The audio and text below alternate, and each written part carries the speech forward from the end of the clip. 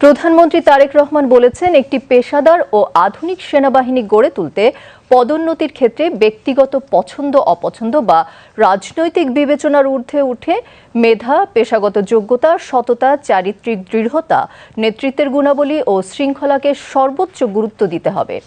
আজ সকালে ঢাকা সেনানিবাসের সেনা সদর দপ্তরে প্রধান অতিথি হিসেবে উপস্থিত থেকে সেনা সদর নির্বাচনী পর্ষদ 2026-এর উদ্বোধন করেন প্রধানমন্ত্রী।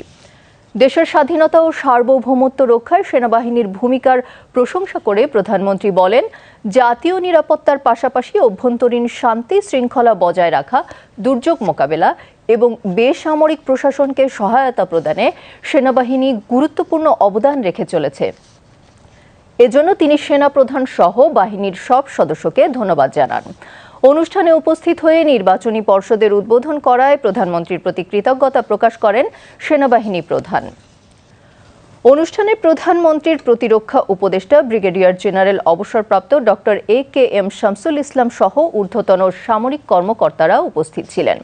অনুষ্ঠান শেষে প্রধানমন্ত্রী সেনা কর্মকর্তাদের সঙ্গে ফটো সেশনে অংশ নেন এবং সেনাবাহিনীর পরিদর্শন বইয়ে স্বাক্ষর করেন।